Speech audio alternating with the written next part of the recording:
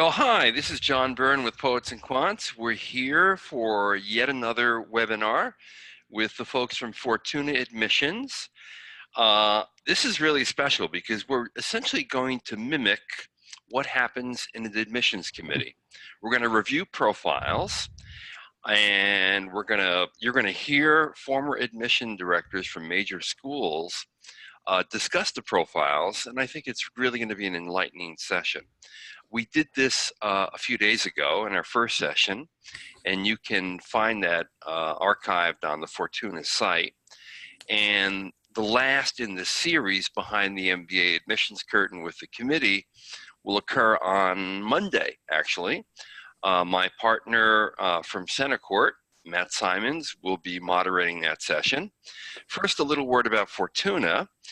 It's one of the major MBA admissions consulting firms, and the distinction that the firm really has is that primarily hires the dream team of former admission directors. So people who've actually made admission decisions at Harvard, Stanford, Wharton, INSEAD, London, Stern, Booth, Fuqua, Columbia, Kellogg, on and on and on. They come to Fortuna. I don't know what it is that Fortuna does to get all these people. Maybe Emma and Karla and Randall will be able to tell us after I introduce them. So Emma Bond is the former senior manager of MBA admissions at London Business School. She's joining us from London. Welcome. Hi, everybody.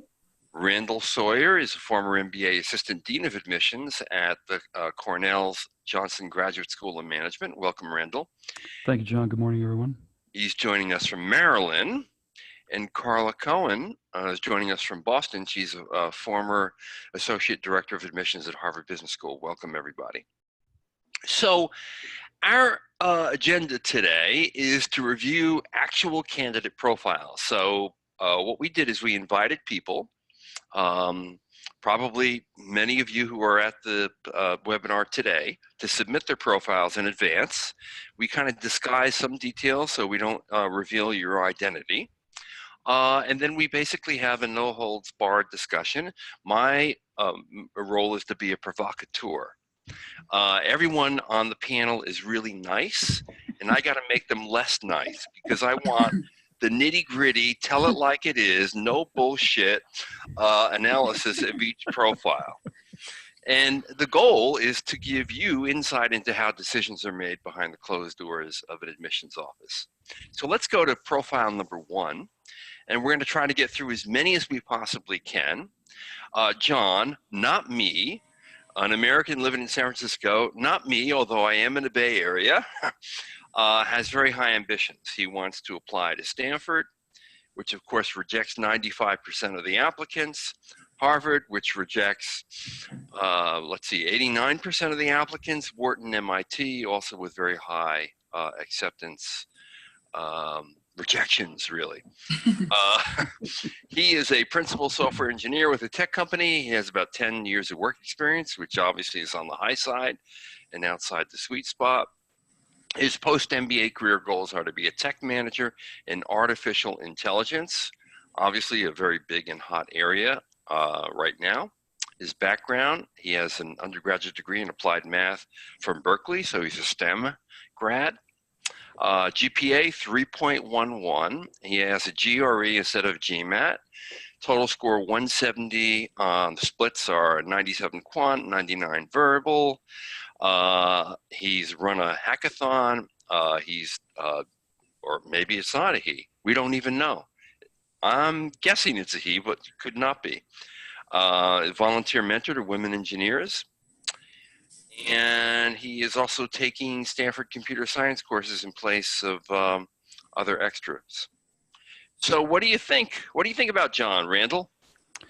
I like John. I think the 10 years work experience raises a bit of a red flag for me, probably more than a bit of a red flag. I would immediately think about an EMBA program, but he would bring a great amount of depth to the classroom discussions as a software engineer in a tech company. Not sure what it is, but if it's a startup or growing, that would be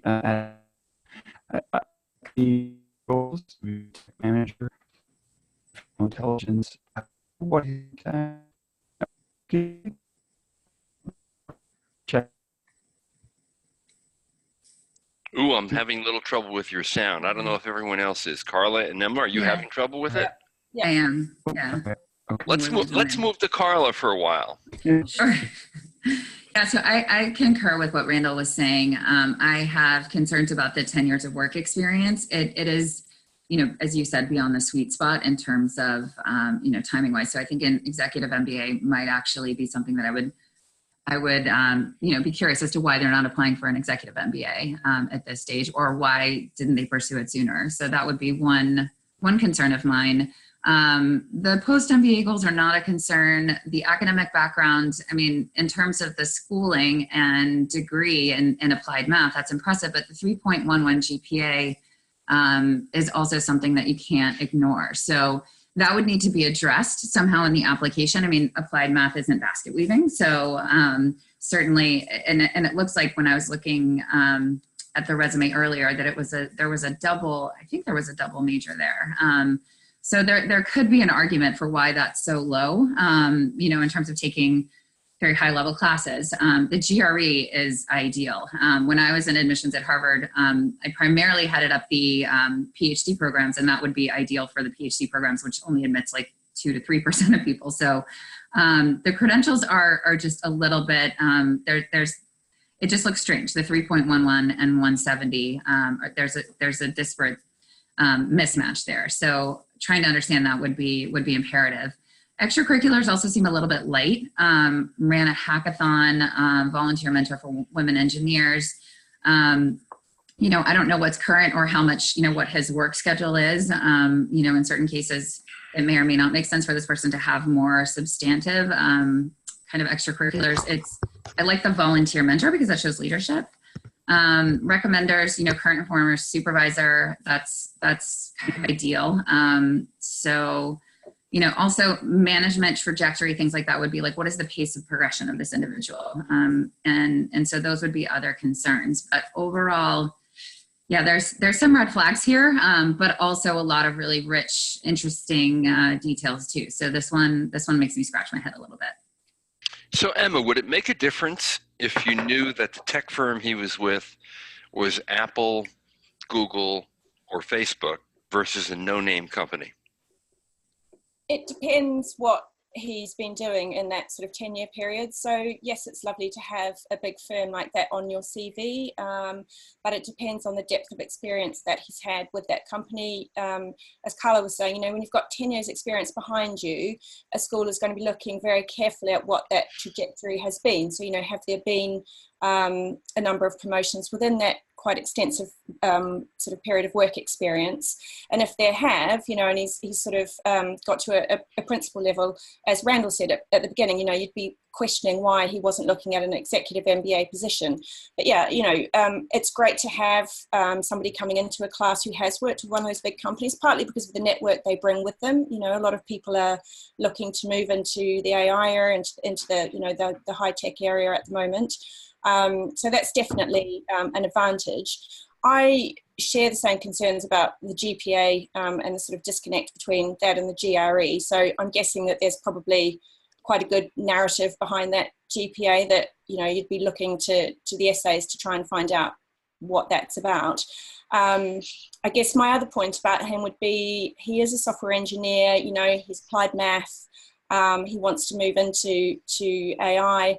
I would want to know sort of a lot more about the rest of his profile through the application. So I'd really be wanting to get a sense of him, what rounds out his profile, what else is he interested in? We have got some information on the extracurricular, but you'd really want to see some evidence, particularly of leadership. I think after 10 years in the workplace, you'd want to know details on how many people he was managing, what kind of initiative he demonstrated at work and leading projects, bringing things to fruition, all of that kind of thing. So I think, as Carla was just saying, there's some really good things to look at, but you'd want a very strong essay narrative and to really kind of understand the rest of his profile, I think, before you would be definitely saying, you'd be looking at him for interview. So Randall, if you were at Stanford, Harvard, Wharton, or MIT, would you invite this candidate in for an interview? I think I would. Ooh, we're still having problems with the sound. My goodness, I don't know why. And you're dark too. I don't know if it's an internet connection or what it is. Before you were just perfectly okay.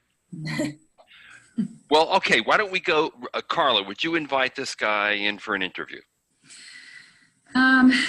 There would have to be, as Emma was saying, there would have to be a really strong narrative. You know, for all of these schools, they're going to be looking for significant leadership potential. I think aptitude is probably there. I don't know that the GPA, well, you probably want a short answer here. So you're saying no? I'm saying probably, like for HBS, I don't think this individual would get an interview. It's possible at MIT or some other ones.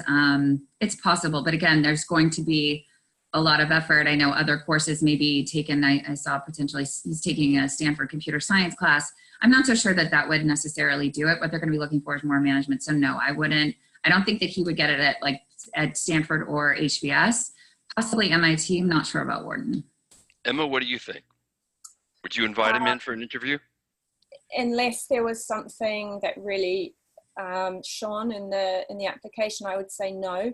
But I would be looking to perhaps for an admissions committee to maybe reach out and say, have you considered our executive program? Sure. I'm going to ding this guy right off the bat, and I'm going to tell you why. There are 4 big problems with his profile, all of which have been alluded to or spoken about. Number 1, the GPA is too low. Number 2, he's too old. Number 3, his extras are really light and show no leadership initiative.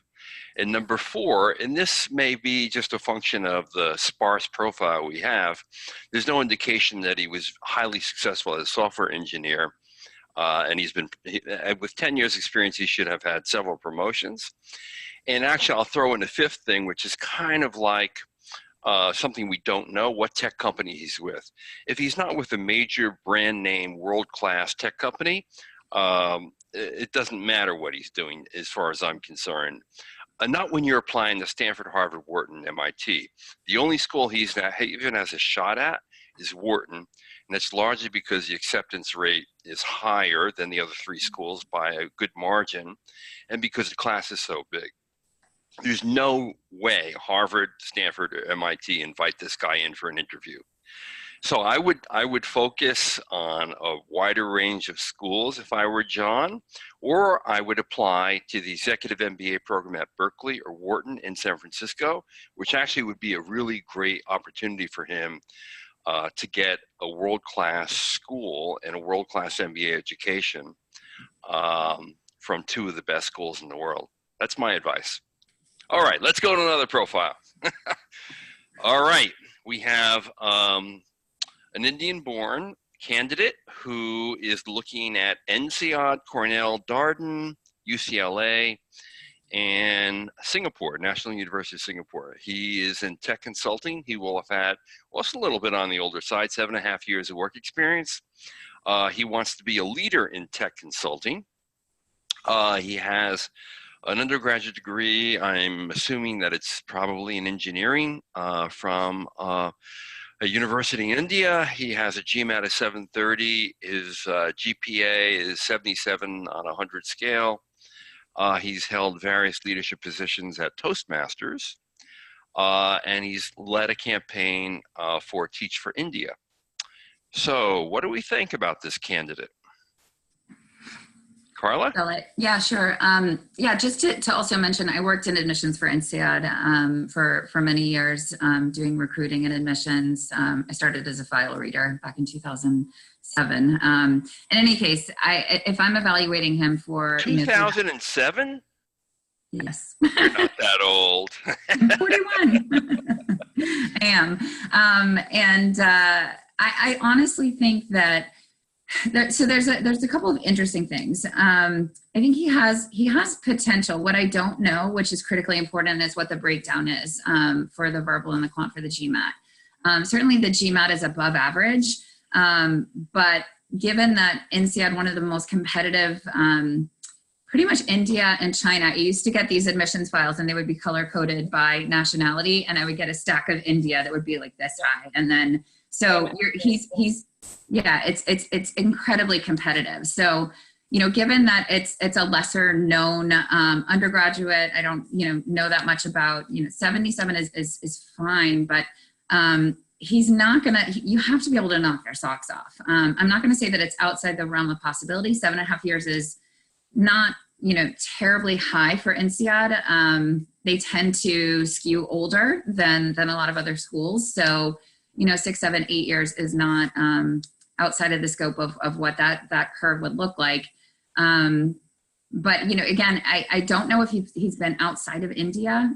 So there are some things there that I think are concerning, but there is potential. A lot of it would come down to, what is his story? INSEAD is very interested in what is your story, and it's a very essay intensive application. So some weaknesses and some potential gaps could be targeted there, but it's going to be brutally competitive. So that's my opinion for INSEAD, is that I'd put his odds. I'd put his odds probably around, like, I'm just making this up, like 45% chance. If that makes 45? Yeah. At INSEAD? To get an That's interview. pretty high. I think you're being generous, okay? Okay, Emma? Yeah, I think, unfortunately, that's a bit generous. I think I printed his CV out earlier, and he has, as far as I can tell, no experience outside India. And I think, unfortunately, for INSEAD, that's just not gonna swing it. He has a first, but it's not from a very well-known university. His GMAT breakdown, Karla, is 85% quant, 88% verbal. So he has a good solid GMAT, but in these times where you see, like, the schools, ratcheting them up, and as you say, he's in such a competitive pool. So many candidates are coming in with a 750 who have this kind of background. In terms of post MBA goals, he's not trying to make a big switch, so that's that's one point in his favor.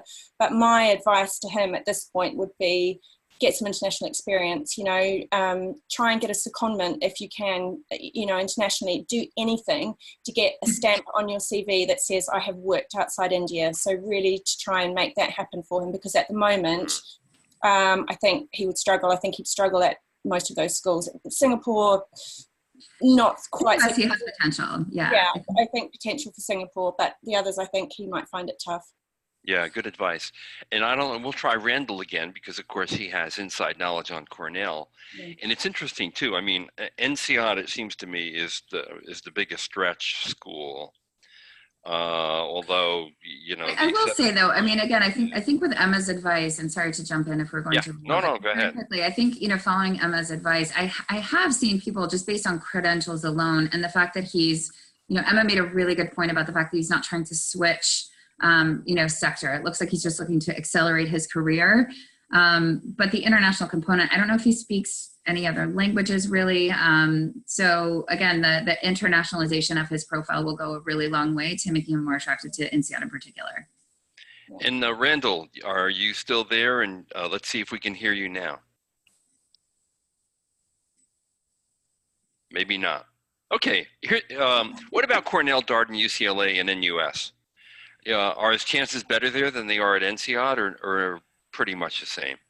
I would say so. I've worked with a handful of clients who have gotten into Cornell that didn't have the same credentials as this individual. So I do think that is, also it has the tech campus in New York. I think that there's a lot of, I think there's actually, quite strong potential there for him to be an attractive candidate for Cornell.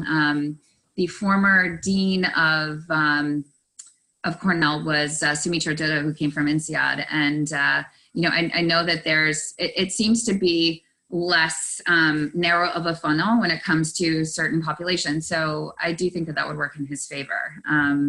But yeah, I've had candidates with much lower GPAs get in, and not GPAs, but GMAT scores too. And it seems like he might have a number of things that would align well with what they're looking for. But again, I don't have the kind of context that Randall or perhaps others do. Sure. He does have some great leadership through his Toastmasters experience as well. I should point that out. And again, I've got his full CV here. So there is a lot of really good stuff he's done in terms of, you know, increasing attendance, you know, increasing club memberships, all of that kind of thing. I would suggest that his CV, you know, that's one of the things that we work quite hard with clients on. We have a CV expert, and that needs some work. But I think, you know, there are definitely strands that you can pull out and really sort of that he could really make work for him. But yeah, I think he's an interesting candidate. I think he'd have to select his schools carefully. Randall, I hear that you're back with us. Yes, I apologize. We're having a storm here, and we're having some electrical issues outside. So I do apologize, everyone.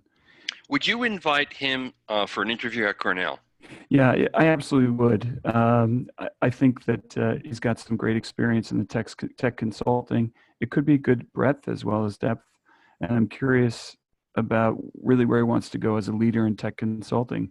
He should have already built up a decent network of people that he can communicate with and network with for maybe a post-MBA employment opportunity. I echo what I heard before about Toastmasters, a great international program that almost any student should get involved with. It helps on a number of different venues or areas, if you will, and that really shows a great commitment to speaking English at a regular basis in front of crowds. All right, so I think what we think, or what I'm not going to talk for everybody, but I don't think you're going to get interviewed at INSEAD, Darden, or UCLA. I think you're going to interview at Cornell and NUS. The reason is you are in the most overrepresented pool in MBA land. Number two, your academic background, while you did well in school, it's just not IIT, and you're competing against those kinds of people. Number three, 7.5 years work experience is a little bit on the longer side. In Europe, that's more acceptable, and in Asia, it's more acceptable than it is in the US. And then you've been in tech consulting, which is less sexy for a lot of schools, and strategy consulting. That's my opinion why you won't get invited for an interview at INSEAD, Darden, or UCLA. The Cornell Tech program could be ideal for you, actually, in New York. You would be a really good fit, and your goal fits in with what they're trying to do. That'd be really probably a very positive thing for you and a really great opportunity. But hey, good luck. Next profile, Sophia. Sophia is applying or wants to apply to Harvard, Stanford, Wharton, Chicago Booth, Kellogg, MIT, Columbia, and Stern. So she's currently working in Chicago as a senior analyst for a food manufacturing company. Her goals are goals that most business schools love because they funnel a lot of people into these jobs. MBB, McKinsey Bain BCG. Looks like she received her undergraduate degree in business administration from Keio University in Japan. She has, she's been at 2 universities, so I don't know if she has a master's as well, but she lists her GPA as 3.5 and 3.9, super high GMAT that's going to get a lot of attention right off the bat, particularly for a woman at 760. She's been the president of a women's club, and she does pro bono consulting. So Randall, why don't we go to you, because you've been kind of quiet before? What do you think about her? Yeah, I like this profile. I would really like to bring her in, have a conversation with her. She might be a great fit in the MBB space. She is in Chicago now, a great GMAT, great GPA. One worry that I might have is her business administration.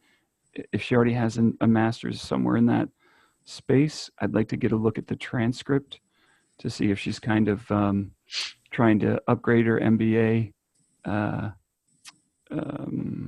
school, if you will. We had several applicants who had in fact received a master's in something in the business space. We're trying to upgrade the brand. I love the club president, the pro bono consulting. Yeah, I'm a yes. Carla? Yeah, I agree. I mean, she's Kazakh, but she's living in the US. She's also outside of the, super competitive fields funneling into these schools, which are consulting number 1 and finance number 2. So she also has diversity on that angle, which is interesting. And, you know, that kind of niche experience might also be interesting for the MBB community. So, but in any case, there's lots of consulting opportunities afterwards. So she's highly international. She got her degree at Hokkaido and Keio University in Japan. I mean, those are two outstanding schools. So Right. her GPA, the only, you know, one that's a little bit borderline is a 3.5, but, you know, her 760 and her 3.9 after that just sort of wipe that. It's not a major concern. It's just, you know, depending, I would want to really dig deep in her transcript too. Outstanding extracurriculars, you know, Women's Club president, you know, that's formal leadership roles. I'm sure she has lots of other informal leadership things that she's done that she could articulate in her short answers. Pro bono consulting is also outstanding. And then the final thing that seals the deal is that she's got current managers, both supporting her application, which is difficult to do outside consulting. It's not that that's required. But if she's got strong letters from people in her current organization talking about her potential and her fit for a top MBA program, I would expect that, you know, pretty much all of these schools on this list would be potentially interested. Stanford's always the wild card. Of course. But yeah, she looks very attractive for a number of reasons. Really diverse, really, really interesting. So Emma, more of the same?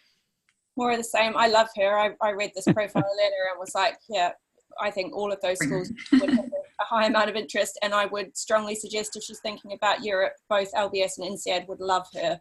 Because she's so international, you know, the breadth that she's got in terms of coming in from manufacturing, from an industry that's a bit different, so she adds value to the class like that.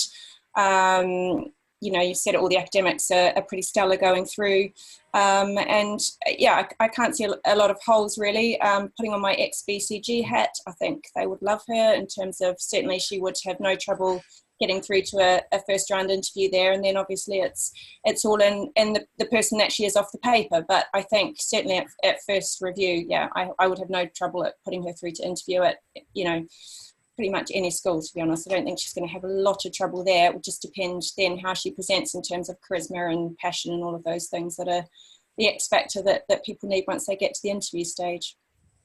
So Sophia, you're going to get a lot of interview invites. I'm going to even go further than that. I'm going to say you're going to get some big scholarship money thrown at you, probably by Booth, Kellogg, and Stern for sure.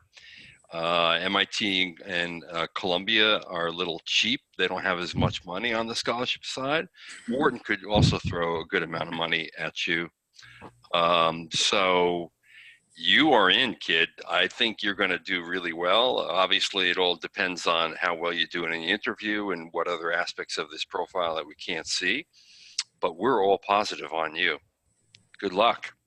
All right, next profile. Jacob, everyone wants to go to Harvard and Stanford. What's the deal, huh? All right, Harvard, Stanford, Wharton, MIT. Oh, and he throws a little curveball in here. He's interested in getting a joint degree with the Kennedy School at Harvard. He's an American in Boston, born in the Philippines. He's an associate at a private equity firm. He was previously a strategy consultant. All told, when he matriculates, he'll have 5 years of work experience. His career goal is to get more involved in impact-focused private equity. He has an engineering and econ degree from Northwestern, grade school, GPA 3.5, nice GMAT 750, splits are 49 for the quant, 42 for the verbal. He's done some extras in impact investing, nonprofit consulting. He's an associate board member of, I guess, more than one nonprofit. What do we think of Jacob? Carla? I'm highly positive on Jacob. I mean, the fact that he was born in the Philippines, he's got that international experience. He's already bicultural. You know, it seems like he's had a solid trajectory in terms of working in finance as a PE associate. And I love that he was a strategy consultant before that. So he's got, you know, really solid foundation underneath him, ideal 5 years of work experience. Also love his goals, impact focused private equity. So he's going to stay within the same space. And even though private equity jobs after graduation, even if you're coming from within the field, are difficult to come by, this is a booming area. And there's lots of opportunities, I think, in this space. His academic background is outstanding. You know, engineering and economics, I mean, ideal. So what about this weird thing of wanting to do a joint degree with the Kennedy School? Well, I can actually see an argument for that. You know, I mean, who knows? Maybe he wants to go into the policy space. So he can access that either through MIT or through HBS, and do I mean, so I think that that's actually really interesting. And from my point of view, further solidifies that he's not just fabricating this impact investing for the purpose of making himself attractive to the committee. Extracurricular looks great too. He's already doing it. So a lot of times, you know, you'll see people saying, I want to do social entrepreneurship or impact investing. And then you look at their CV and it's like, well, it's interesting because you've never done anything like that before. So he's already in that space. Also with nonprofit consulting. And then he's got the leadership activities with associate board member of nonprofit kind of roles already that you would want to see, you know, for someone. Oftentimes you don't see that until later post MBA kind of positions. And he's got recommenders from, you know, also the nonprofit side too. So that further solidifies that his, you know, post MBA ambitions are probably, he's going to have someone who's going to talk about just credibility and his potential to be a leader in that space, as well as his current employer who's supporting his application. So I really like Jacob. I think Jacob has a lot of potential. So Randall, if you were sitting on the admissions committee at Stanford, would you interview him? I'm a yes for many of the reasons that were just stated. I think that it's one thing to say you want to do something, but he's actually doing it now. Mm-hmm. And so he's got the foundation to really be quite successful. And I completely understand the joint degree. I agree with the policy side. I'm curious if he might want to run for office someday or be someone who's big in the nonprofit space. But I really like it. He's got great connections already. With that strategy consultant background, that only adds to it. I suspect there's a lot here in the nonprofit world of people that he already knows and would be happy to help him be successful. Yeah, Emma? Yeah, more of the same, really. I like him. I think the fact that he, as Karla's already mentioned, the fact that he has that extracurricular that ties in with where he wants to go and what he wants to do. So it's not disjointed. I'm assuming that, you know, his application, that's all going to run in quite nicely and provide a good story that supports his goals. Recommenders, nice to have one from the nonprofit. In terms of current employer, you know, I'd hope that the VP who was going to be his other recommender can really comment on his actual day-to-day, you know, experiences and his leadership and his sort of full capacity at work. Sometimes people tend to just, you know, have someone who's more senior because they think the name looks good, and it's always better to have somebody who's really sort of interacting with them on a daily basis. But yeah, other than that, I think he's great. I like the kind of the Philippine-US mix, and I think I could see, most of those schools sort of at least having some interest in him. Yep. So we all love you, Jacob. We think you're going to be interviewed. I'm going to add something else here. I think you're going to get an interview at Stanford because you have a greater chance of being interviewed at Stanford than any of the other candidates we've profiled today. Here's why. They love PE people, number one. In fact, they put more people in PE jobs than any other school in the world. And that is part of a strategy to make sure the compensation levels out of Stanford are high. Number two, you're a do-gooder, and they love do-gooders. You're already doing impact investing. That's what you want to do with your life. They're going to love that. And here's another little thing they're going to love, and my panelists may disagree with me on this, but let me just tell you this. Harvard and Stanford are hung up with each other. The fact that you were in Boston, they would love to steal you out of Boston and bring you to the West Coast. And I'm telling you, that is either a conscious or subconscious bias by the admission committees at both schools. So they will love to take you out of Boston and away from Harvard and bring you to the GSB. As for your Kennedy ambitions, I would say that's a waste of time. My fellow panelists here will totally disagree with me. Here's why. An MBA will allow you to fulfill whatever dream you have. There's no need to torture yourself with 2 degrees and all the expense that entails and the distraction. Get your 2-year MBA, get on with your life. Whatever you want to achieve, you'll be able to achieve with that, particularly if it's from any of the schools that you want to apply to. All right, next profile. Arjun, okay, another Stanford, but he doesn't want to go to Harvard. And he's got some international interests, obviously. So Stanford, Wharton, MIT, INSEAD, London Business School, HBS Paris, He's an Indian who actually is working in Pennsylvania in IT consulting. He'll have about 6 years of work experience. He has a very specific career goal. He wants to be a project manager at Google. So he did his undergrad in Osmania University. I never heard of that, in India. Maybe you guys have. He has a master's from the University of Illinois in IT and food technology. GPA, first class and 3.44, GMAT 730, verbal 93, quant 74. Oh boy, he's an Ironman triathlete, a speed cuber. Does anyone know what a speed cuber is? He founded a health club and weight loss competitions. I didn't know there were such things. Okay. So he's worked with people across 7 countries, which should make him really an interesting candidate for the European schools. So Emma, why don't you take this first? Okay, so I find him quite interesting. I think there's sort of a split. I looked at this earlier and thought the first question was, what makes him different? So he's done IT consulting, he's Indian working in the US. The European schools get a lot of candidates, with that kind of profile that are applying to them. Like you, I haven't heard of the undergraduate university in India, which is always a bit of a shame because, the IITs of the world tend to dominate. GMAT is solid particularly for the European schools at the moment. It's above both their averages for INSEAD and LBS, and for, I should say.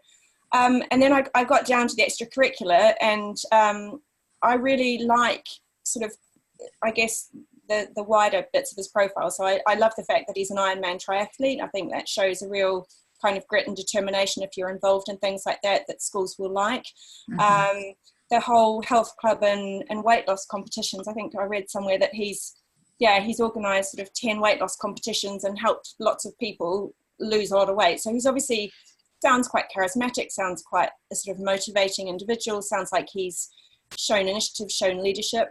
So I like that. And then obviously the fact that he's, it says worked with people across 7 countries. That doesn't necessarily mean that, he's worked in 7 countries, but he's obviously had quite a lot of international exposure, whether it's himself or working at least in multicultural teams. So, he's got that kind of sort of more rounded profile, sort of a good global outlook that he might be able to bring to LBS and INSEAD, certainly. I would want to know more about him. I think with him, I would be very much on the fence until I'd seen the essays and learned a bit more about his actual career to date. 6 years again, it's not high for the European schools, but it's just starting to nudge up there, and you would want to see, a couple of strong promotions. He wants to work at Google. They recruit strongly at LBS, for example, at the moment. So that's not kind of, it's not a sort of unreachable goal by any means. But I'm slightly on the fence at present. Carla? Yeah, I would agree. The thing that I was concerned about was, I like that he's an Indian in Pennsylvania. So one core distinguisher is that he has had experience living and working outside the U.S. right now. So that's a strong positive. That's not necessarily easy to do. What I don't like is the specificity of the Google. So as he's articulating his goals, I know there aren't many substitutes for Google, but that might concern me that he's so razor sharp on that one particular thing. I mean, I'm back and forth on that. I like the ambition. You should say, I want to be a project manager at a world-class tech company. Yes. Yeah, I would say that would work in his favor. I agree with Emma on everything here. I mean, the Ironman triathlete, the grit and determination, the drive, commitment, and also commitment to things that are, it's like the short-term pain, long-term gain kind of personality, which is what business schools are looking for. He's really willing to put in the work. And so that kind of personality and that kind of drive in the extracurriculars is always great to see. And it's different, it's not something that I don't even know what speed cubing is, but I would probably enjoy Googling that and finding out what that is before meeting him. I'm positive on him. I mean, again, I think some of the ones on here, I think INSEAD would probably be interested in particularly because he's in the US, and depending on how much time he spent outside of India, that can significantly help his chances, especially when comparing him to the other applicants coming from India. Right. So I think he has strong potential here, but again, nothing is ever. Right, I'm just jumping in there, Carla. I mean, I get the whole Indian going to the US, but there's still a lot of Indians who have gone and worked in the US who are applying to Cornell and LBS. You know, it's not like he's gone. I guess I'd probably be more interested if he'd gone and worked somewhere with, you know, a different European language, or maybe if he'd been out to Asia Pacific, sort of, you know, New Zealand, Australia, or Latin America, or somewhere a bit different. There's still a big chunk of Indians who have gone and worked in the US. And yes, it is better, but I'm not sure that differentiates him enough, unless, like you say, we see what else he has to offer.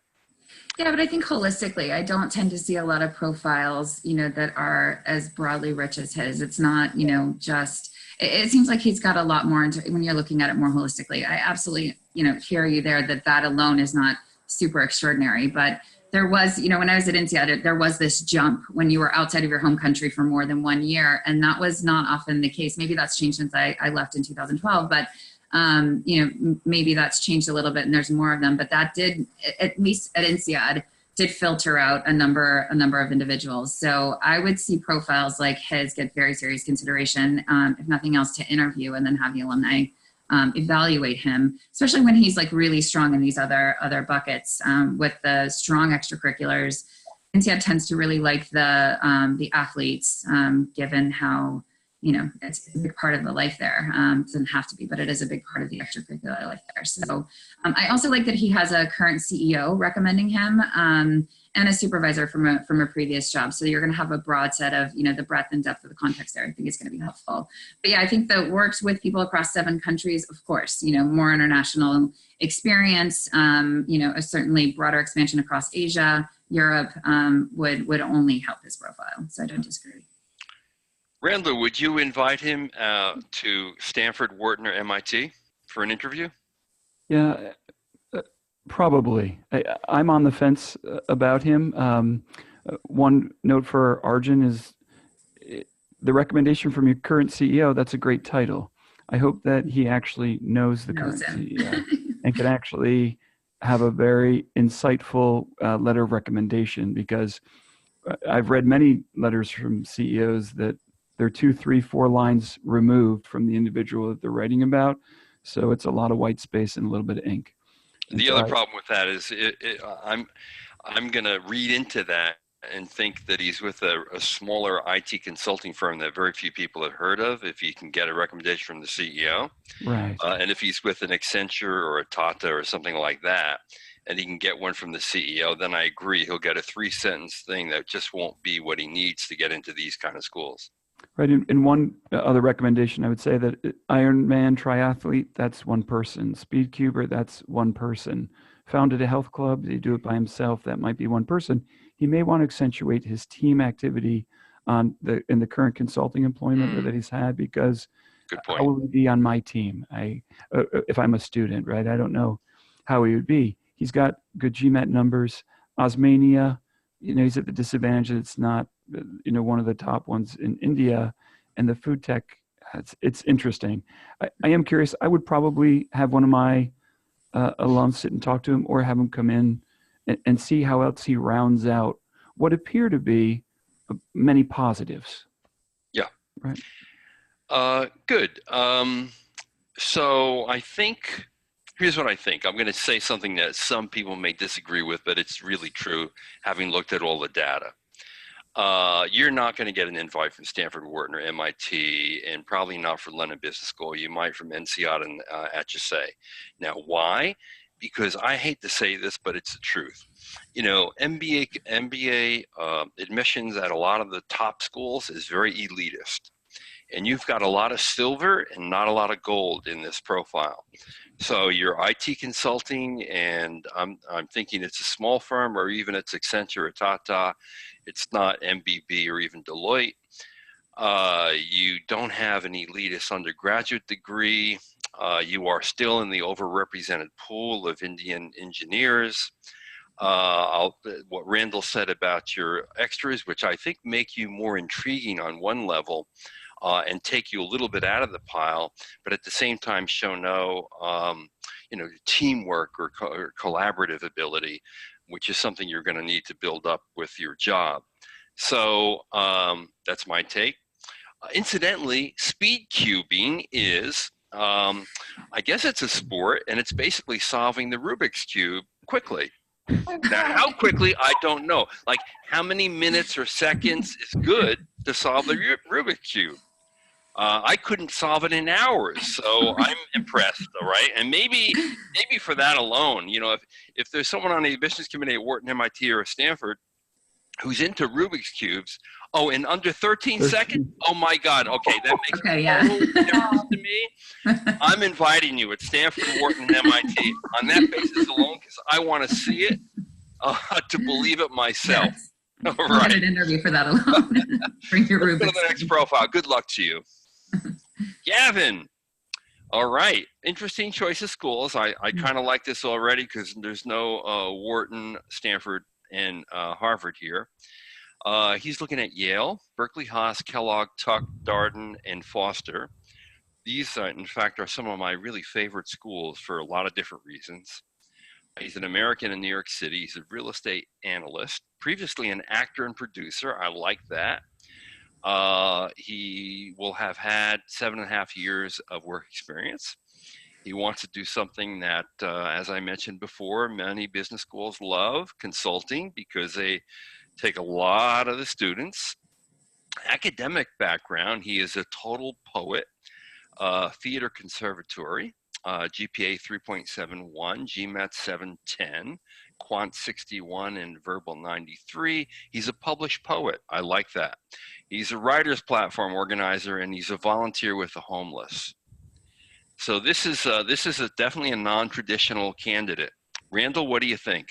Yeah, he's very non-traditional. The real estate analyst, depending upon exactly what spot that is, tells me that he would have maybe some quant experience. I'm nervous about that, though, especially when we look at his GMAT that's at a 61% on the quant space.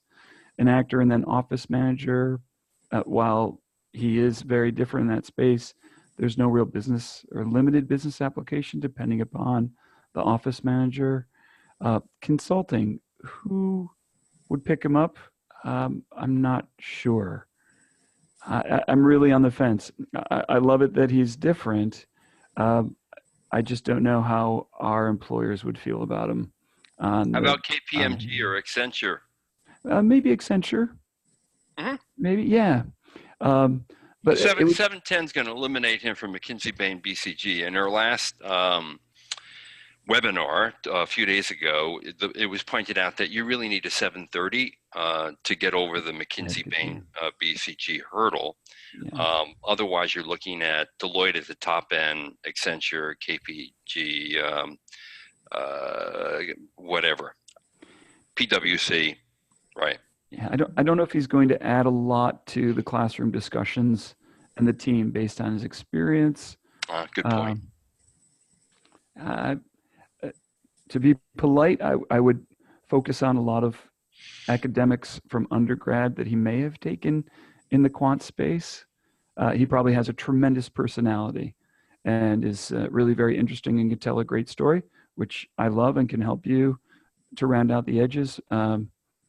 I'm really on the fence. Carla. Yeah, this one is interesting. You have you actually have a published poet here. So for a poet for your Poets and Quants. I think he's interesting. I do share some of the same concerns that have just been highlighted. It would really depend on how he's spinning his application. I mean, if he's interested in, I just, like, he seems a little bit all over the place. Like, you know, I could see that if he was interested in going to get an MBA because he wants to work in the space of, you know, producing or something along those lines. Certainly there's a lot of potential there, but real estate analyst, and he wants to go into consulting. I would need a narrative there that actually makes sense. So this applicant is confusing to me. I look at his GPA though. I mean, again, his academic background is in theater conservatory. I don't know what that entails. I don't know if he took any, you know, I need to see his transcript. So what classes got him to the 3.71? His GMAT is, you know, again, the Quant 61, I don't know what that translates to in the raw score. And I tend to think of this because of the inflation that's happened with the GMAT, I try to look at the raw score. So if it's above like a 45 or 46, I might not be so concerned about his ability to handle the rigor of the curriculum. But again, it's just, I need to see the undergraduate transcript. He certainly seems to have some extracurriculars, but not a lot of, I don't see a lot of leadership here. So I have some, there's major concerns here. He's certainly interesting. And I think in terms of being different, he's a different profile. What he can contribute, that's a question. So the story here is going to be incredibly important as to what to make sense of this. Because I look at this and it's puzzling. Emma, aren't you intrigued by Gavin? I am intrigued, but I find him, like Karla, quite confusing. So I'm very split on him. I think I actually think he does have something to offer. I think, his background in theatre, his poetry, I think probably soft skills, he's probably got a lot to offer. He's probably very good at presenting, he can probably negotiate, he can probably do all of that kind of side of things quite well. But my main issue is, when I look at his CV and how much he's moved around, and then he's kind of, I feel a bit like he's gone, what can I do next? So I suddenly think consulting might be a good idea. It's a bit like he's kind of plucked it out of the air and thought, well, how do I get to be a consultant? Well, I'll go and do an MBA. So it's, if you're on an admissions committee and you're looking at a candidate like this, yes, he's a wild card and he is really interesting. And he might be lucky. He might find somebody that just goes, actually, he's worth a shot. He's worth an interview because he's a very, very different value add. Mm-hmm. But at the same time, if you're looking at who is going to employ him afterwards, what hard skills is he bringing to the table? He's a bit light on that. I think he'd be such an interesting guy, to know and to meet and to talk with. So I do think there's a value add there, but whether or not it's one that's going to tip him over the line to get an interview, I'm not sure. So I sense a lot of skepticism about Gavin. Yeah, unfortunately, because I find him quite fascinating, but it's the kind of slightly irregular career path. He's risky. A lot of jumping around. Risky. Yeah. Okay. Let me weigh in on this. Okay, he's picked some of my favorite schools, Kellogg, Tuck, and Darden in particular, because mainly Tuck and Darden, especially because of the emphasis on teaching, the intimate environment, how truly collaborative it is. These are great communities, and I got to tell you that if I'm at Tuck or Darden, I'd want this guy in my class. He's not the typical consultant or investment banking monkey. He's totally different. He has a sensibility of working with the homeless, a published poet. I want his liberal, progressive viewpoint in my classes. And I think Tuck and Darden would at least talk to you. And I think that they'd be really intrigued by you. I think your stats and your background are a little too funky for Yale and Kellogg, and probably Haas only because they accept so few people and they have so few positions to give you. But and Foster is a hard one too, because oddly it's just such a small, tiny MBA program. And they may not have room for as non-traditional a candidate as you are. But I'm telling you, Tuck and Darden are the schools you really want to focus on, and I think you'd get a shot. You got to remember that both those schools, incidentally, have open interview schedules. Darden just started one, and so what you want to do is make sure you get in there early and you get seen, and then you work your magic, put on your actor's cap, and basically, schmooze them. And I think they're going to fall in love with you based on that background, and I think you're going to have a good shot. That's my opinion. Okay, next profile, and I think this might be the last one we have for the day. Right, Haley? There we go. Jacques. Here we go again. Harvard, Stanford, Wharton, INSEAD. He's French but works in Ireland. His employment, he works in sales for a tech company. He will have had 3 years of work experience. He wants to get into strategy consulting. His academic background, and Emma, you may know this, and Karla, ESCE in international business. I don't know what that school is. It's French, obviously. 3.8 GPA, 710 GMAT, 79 quant, 85 verbal. He's been the ex-president of a charity and a volunteer. His recommenders will be the sales director and a marketing professor. So, Emma, what do you think about this guy? He's interesting. From my point of view, and you know, I'd defer to my US colleagues on this, but I'm not sure that his GMAT gets him anywhere near Harvard or Stanford. I think INSEAD would potentially be quite interested in him, but he's very low on work experience so far. So he's only got 3 years. So for the European schools, that's, you know, right, sort of kind of down the lower end of the range that they look for. The big issue, of course, is that he wants to move into strategy consulting, which is probably the most competitive for most of the schools he's looking at. He has a great GPA. There's just not a lot of information here, to be honest. So he's the ex-president of a charity. That's great, but what's he doing now? You know, how long was he doing it for? Was it a small charity? Was it a big charity? He has an academic reference, which for a lot of the schools is, you know, it's clearly because he doesn't have enough work experience behind him yet to be able to ask for 2 professional references, but that's going to impact kind of the insight that he can provide. I mean, my recommendation, unless he has some amazing kind of sales promotion already and can show some really strong work experience with more depth than I can get from this information, would be probably to put it off a year. If he's looking at European schools, even perhaps 2 years, and try and just get some more leadership experience behind him, round out his profile more, and just make himself a bit more saleable. I don't have a lot that I think really stands out yet. I think he's possibly just not got enough experience behind him. But What do you know about ESCE? I don't. I'm going to. Yeah, it's interesting. I don't know a lot about it either. So, you know, and I lived in France for quite some time. Yeah, so it's not one that I've come across. And you know, it's new. I mean, founded in 1968. It says it's a member of one of the Grandes Écoles. So, I don't know. Maybe I should know it. 2,500 students, close to 10,000 alum. I would need to dig into that further. When I was at INSEAD, we would do, you know, different ratings for different schools. So certainly would like leverage the local expertise to kind of quantify that. But I mean, yeah, go the ahead. degree in international business is, you know, it's interesting. It shows he's got that kind of outlook. That's the kind of direction that he's wanting to take his career. Presumably, he's looking for a global career. So I just don't think that at the moment there's a lot of weight behind his application. But again, there's limited information to look at present. Randall, same thing? Yeah, for me, John, if you're not a straight through coming right out of undergrad trying to get into a specialized program that for straight throughs, the marketing professor is almost a kiss of death for me. Right? It just shows that you're not mature enough to understand you need someone in your workspace that could talk well about you outside of the classroom.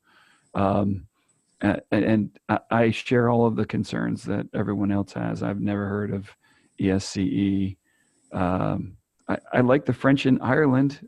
Me too. I think that he needs another 1 or 2 years to continue down his current work path and maybe get some better recommender.